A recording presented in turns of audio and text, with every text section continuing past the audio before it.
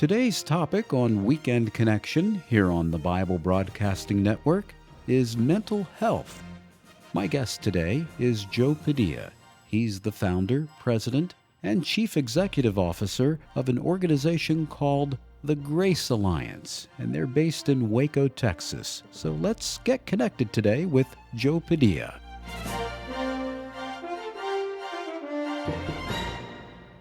Good afternoon, my friend. I welcome you to Weekend Connection here on the Bible Broadcasting Network. And today I have as my guest Joe Padilla from just outside of Waco, Texas.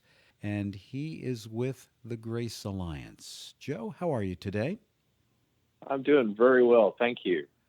I appreciate you joining me for Weekend Connection.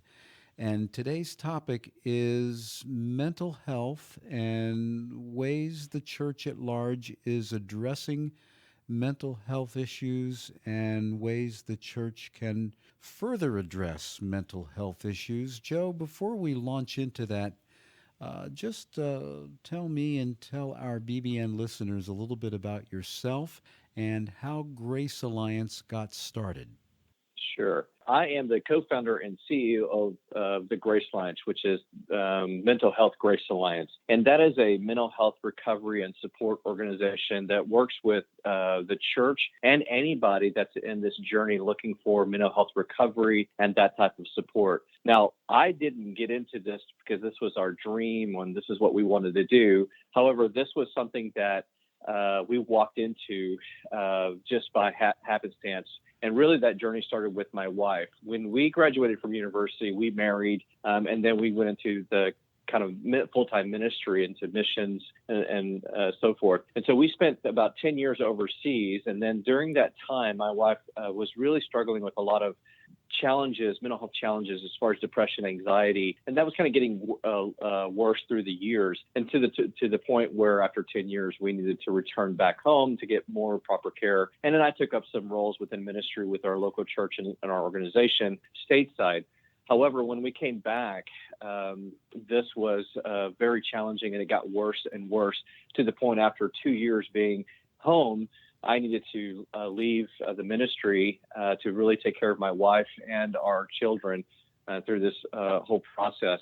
Now, the long story short is that over this time frame, we tried everything from, you name it, the type of ministry to try to deal with my wife's condition.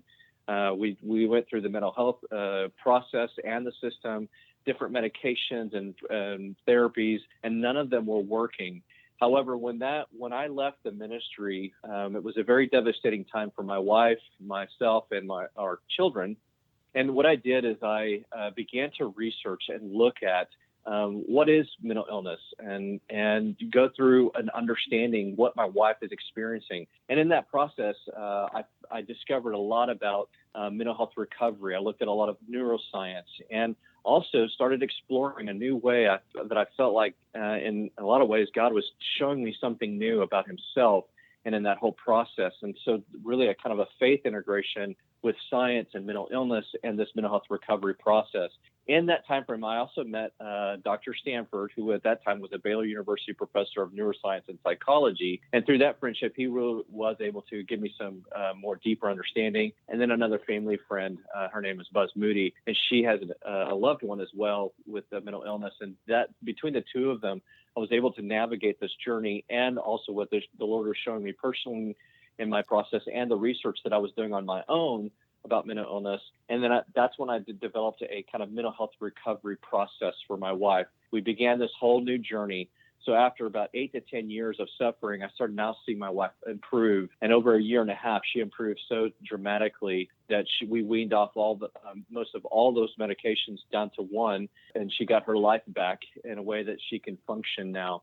It was very debilitating. And that's been about 8 to 9 years ago, and she's still doing really well to this day. And as a mom, as a wife, as a friend, as a companion with me in this ministry, in this organization. And so from that experience, that's what led us to the Grace Alliance. I met with Dr. Stanford and said, showed him this kind of idea and this vision of how we can help people, because through his research and looking at the church, this was the most difficult place to find help. And that was in the church. They didn't understand the mental health and the faith components together, and then really figuring out how to do this and provide ways that the church could really be helpful through supportive programs, and even for the individual to find and discover the hope of mental health recovery. Well, I praise God that your wife is better, and I appreciate you sharing that story, Joe, and how God has led you and others to establish Grace Alliance. And really, part of the reason why I'm doing this interview is because there seems to be some increased awareness of mental health issues, especially within the body of Christ. Strides seemingly are being made, but more need to be done. And but it's an area, like you said, that in the past where the church, just for one reason or another, just hasn't done a lot on. And that's not a slam by any means, but just these issues are taking more prominence nowadays. Would you agree? Oh, absolutely. I think because you're starting to see much more recognition from people in the church that are going through many mental health challenges themselves and being willing to talk about it. There's still a large number of people that are still shy and don't want to talk about it. But I think we're getting to with technology, the different issues that we're facing, and different ministers who are coming out to basically talk about this from the front are really helping to make a big shift. And I've noticed within about the last 5 or so years, there really has been a shift and an openness in conversation. And I'm starting to see a very helpful dialogue going on within the church. There are still people who are kind of resistant. However, when we talk and I get to share with them, I don't see them resistant.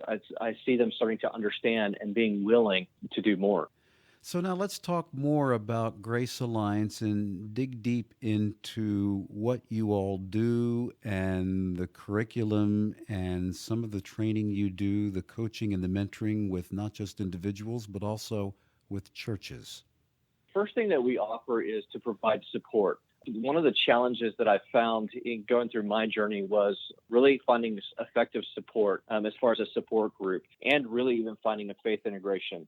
I did reach out to the local communities, but they didn't have faith integration. And even the faith resources that they sent me to were all kind of interfaith, and they all kind of had mixed messages. And it just wasn't something that I could really find comfort in. So going through this process, and then even when going through some of the support groups, they were a little disorganized, and they were really kind of more venting groups, which you walk out of feeling worse than you did going in.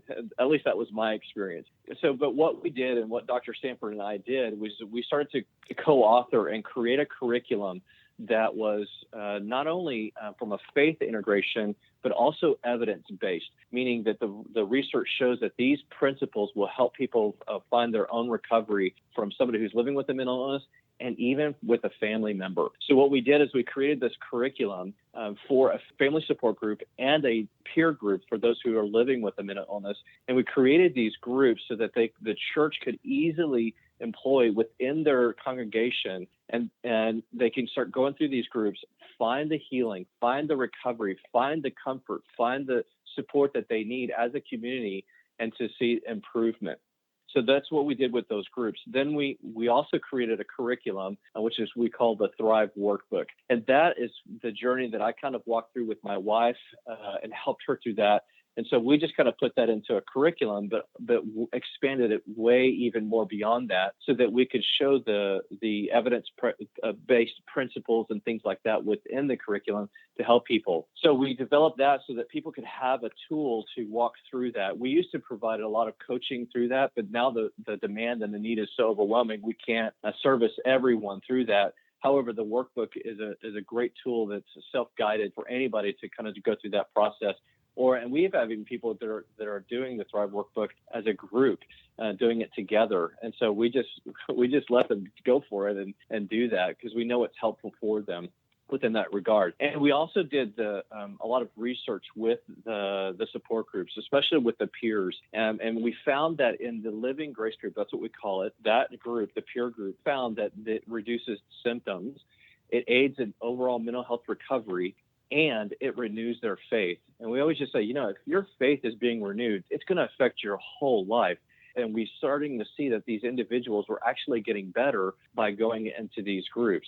And then we also did the same kind of research with the Thrive Workbook and seeing how an individual went through that program and actually, from a very severe situation, 8 months later, had significant mental health recovery in their journey and was able to go back into their career. There's a lot of ways that a church can easily and people can easily get around these curriculums and start them in their community, and it will help to provide that place of hope and recovery for many people. And the really great thing, too, is that all of this is biblically based. Yes, because the thing is when somebody is in this journey, whether it's a family member or an individual, faith gets really confusing. And this is where it's very hard for a lot of the church or even the pastors. And that's where we come in to try to integrate that with good biblical principles so that the individuals find a loving God, they find the grace that they need, and the rest and the comfort with the community support to actually improve and get better. And I find that many of the Christians that reached out to us, they were also asking, where are the Christian groups? Where are all this material? And there are pockets of things out there, but what we've tried to be is one of those players that we can provide a good curriculum of biblically based, good, Christ-centered, that it can work in any denomination and any church. That's wonderful. And you mentioned a key word in your talking, Joe. That's the word community. And we really are meant for community. No man or no woman is an island. That's not the way life ought to be lived. And community is really best, isn't it? Yeah, it's absolutely. You know, when you look at mental health recovery and the research that's out there, even from a secular-based research, they find that in every case that there's somebody who has a significant recovery in their mental illness, community was the common denominator within that process. That just shows the principle of why God created us to live within community. Even from a church standpoint, that takes the burden off of the pastor having to meet one-on-one with all these families and these individuals. But if they had a group that they could walk through together, they understand and have that empathy together. They can build each other up, and that provides that community healing and that recovery for those individuals, whether it's a family member or the individual. It's a beautiful way for the church to really have that mechanism in place. And I can just tell you story and story after how people's lives are being changed just by having a group like this within the church. And community is powerful. It sure is. Joe, if any of our BBN listeners would like to have more information on Grace Alliance and perhaps one of you all coming to their church, could you give us some contact information, please? Yeah, the best way to learn about us is through our website, and that's at mentalhealthgracealliance.org. And then just to go through the different pages that we have there that talk about the Family Grace Group, the Living Grace Group, and the Thrive Workbook as well. They can also contact us through our email that we have. It's info@mhgracealliance.org. And again, the email is on the website as well, and they can contact us through the website, and they can follow us on Facebook or Instagram or Twitter, and because we post very interesting articles to help with the dialogue as well, and they can engage with us through those channels as well. Joe, I thank you so much for joining me and joining our BBN listeners on Weekend Connection today. And again, Grace Alliance is not even 10 years old, correct? Correct. We're only 6 years into it. And you've seen a lot of growth and a lot of demand for your services during that time. Yes, we have. We've grown in these 6 years. We've grown to over 100 groups, mostly in the United States, but they're also in Canada, Australia, and different parts of the world. It's because it's a need everywhere. It sure is, and increasingly so. And God bless you and strengthen you all in your work there. Thank you very much for joining me today on Weekend Connection. Thank you.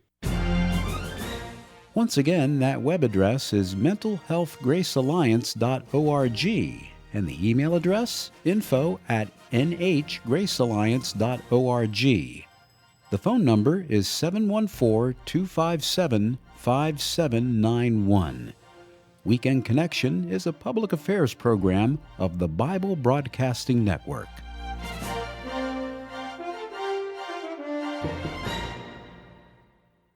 Thank you for listening to this feature, a production of BBN, the Bible Broadcasting Network. BBN provides 24-hour Christian programming, great Christian music, and Bible teaching. Listen to BBN by clicking the link in the description.